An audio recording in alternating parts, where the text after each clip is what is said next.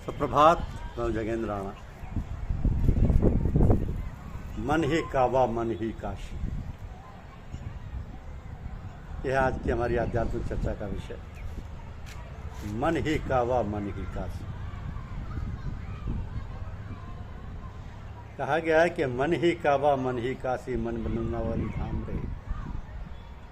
मन ही गोपी मन ही राधा, मन ही मोहन श्याम रे। मन ही राजा अपने मन का, मन ही सच्चा मीत है। मन के हारे हार यहाँ पर, मन के जीते जीत है। सुमन सुमन सम सब खिलता, तब लगता लोक ललाम रे। मन ही काबा मन ही काशी, मन वृंदावन धाम रे। इंसान पर 6 चीज़ों से खराबी आती है।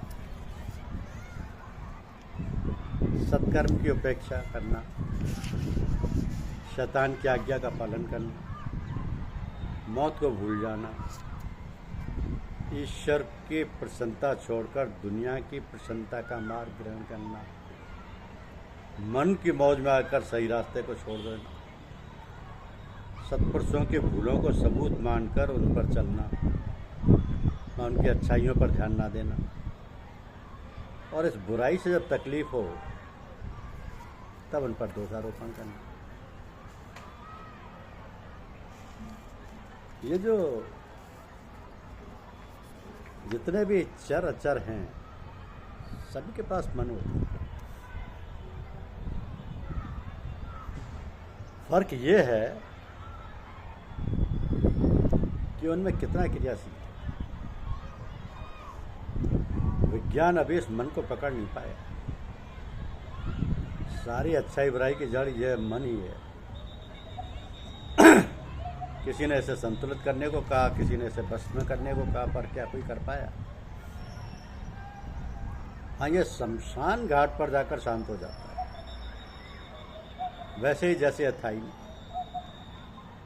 तो जीवित रहते ये चैन से बैठने नहीं देता, और मृत्यु होने पर गायब हो जाता है। तो मन को सूक्ष्म शरीर भी कहा गया है, और यह है क्या?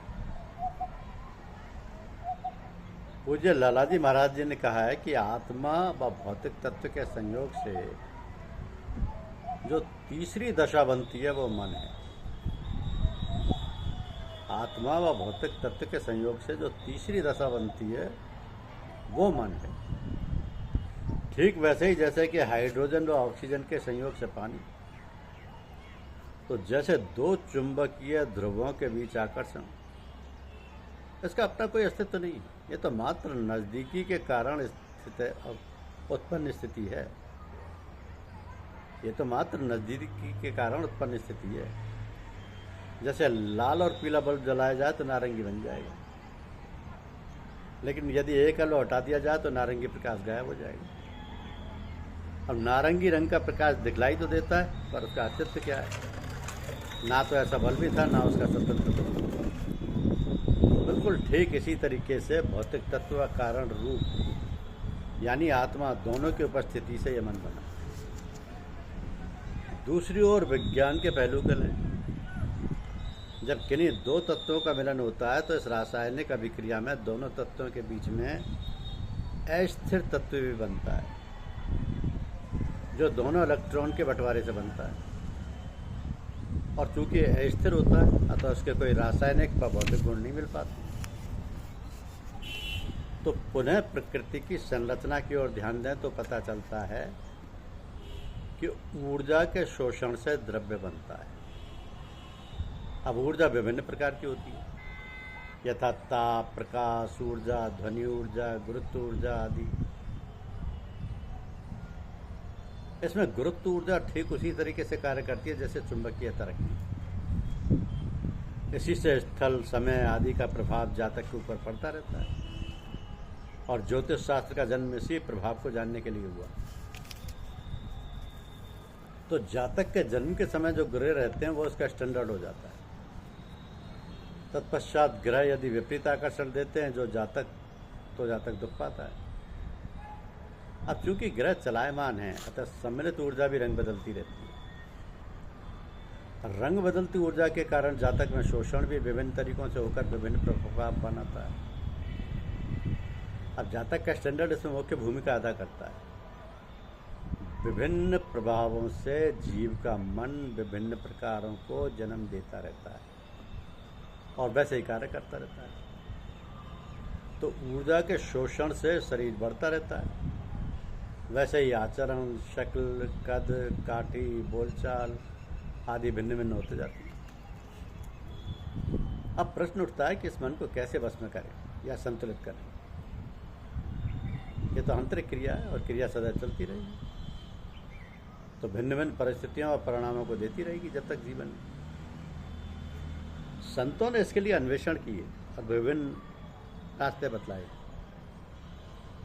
अब चूंकि मन आंतरिक ऊर्जा के संग्रहण के कारण विभिन्न विचारों का जन्म विभिन्न प्रकार के ऊर्जा संग्रहण के कारण है, और तो यदि किसी प्रकार से बदलती ऊर्जा में कम से कम बदलाव हो सके तो मन कम से कम अस्थिर रहेगा। ऊर्जा के स्रोत प्रकाश, ध्वनि, चुंबक, विचार आदि आदि हैं। ध्यान दिया जाए तो हम देखते हैं कि अत्यधिक ध्वनि में मन में विचलन कम हो जाता है, इसलिए घंटे, घड़ियाल, शंख आदि वाद्य यंत्रों का सहारा लिया गया। विभिन्न रंगों के प्रभाव से, चुंबकीय प्रभाव से और रासायनिक ऊर्जा से हम मन के विचलन को कम कर पाते हैं। इसी क्षेत्र में सबसे सस्ती व अच्छी ऊर्जा विचार ऊर्जा है। निरंतर एक ही विचार में रहने का अभ्यास करने से विचलन का प्रभाव कम होने लगता है। यही सिद्धांत राजयोग का है। दूसरा उपाय किसी दूसरे के द्वारा विचार ऊर्जा का प्रयोग किसी अन्य के लिए किया जाना है। अब चूंकि वह स्थिरता में लगभग है तो विचार ऊर्जा अत्यधिक प्रभावी होगी, अतः वह यदि इसका प्रक्षेपण करे तो प्रभाव तुरंत होगा। गुरु इसी को कहते हैं जो अपनी आत्मशक्ति से शक्तिपात या ऊर्जा का संचारण दूसरों में करने की क्षमता रखता है। मृत्युपरांत ऊर्जा का अवशोषण क्यों बंद हो जाता है? ग्रह, प्रकाश, ध्वनि, शरीर सभी कुछ तो रहता है, पर अवशोषण बंद हो जाता है। तो ध्यान से देखें तो समझ में आ जाएगा, जातक के जन्म के समय जो स्टैंडर्ड बना था, विपरीत अवशोषण की सीमा पार करते ही वो स्टैंडर्ड ही नष्ट हो गया या बिगड़ा रूप हो गया। इससे ऊर्जा का अवशोषण के सापेक्ष हो रहा था, वो खत्म हो गया। अब स्टैंडर्ड के नष्ट होने से तुलनात्मक अध्ययन अपने अंदर हो रहा था, वो खत्म हो गया। तुलनात्मक अध्ययन खत्म होने से विचलन खत्म हो गया, और विचलन खत्म होने से भौतिक क्रियाकलाप बंद हो जाते, जिसे मृत्यु कहा जाता है।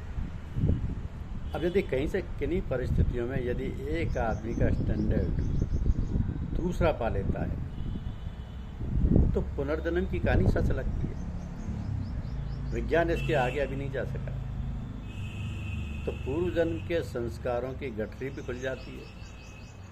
शायद भृगु जी ने ये गठरी खोलने का प्रयास किया था, लेकिन सच क्या है ये तो वही जाने। भृगु जी ने ऐसा प्रयास किया था।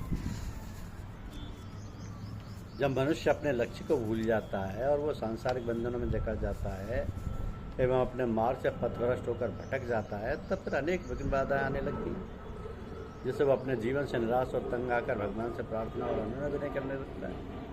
तब भगवान उसको संभालते और संकटों से बचाते, मुक्त करते हैं। साधकों के साथ साथ प्राय इस प्रकार की घटनाएं घटती रहती हैं। तो जो गुरुमुख हैं, जो सदा सर्वदा गुरु के सान्निध्य और शरणागत रहते हैं, वे तो निरापद अपने पथ पर चलते रहते हैं। गुरुदेव उनकी हर प्रकार से देखभाल संभाल करते रहते हैं। इसलिए साधकों को प्राय सचेत किया जाता है, चेताया जाता है कि सावधान रहो, अपने लक्ष्य को कभी ना बोलो, अपने पथ प्रदर्शक को ना छोड़ो, उसका दामन पकड़े रहो, उसकी अधीनता और संरक्षण से कभी अलग ना हो, हटो नहीं, भूलो नहीं। तनिक सी भूल ना जाने कितने भयंकर उत्पात और संकटों में डाल देती है। मन तो कहीं भी भटका देगा, कभी भी भटका देगा, किसी भी विषय में ले जाएगा, लोभ मोह की तरफ भागेगा। लेकिन पथ प्रदर्शक हमारा रहबर, हमारा गुरुवर कभी रुष्ट नहीं है, उसकी कृपा बनी।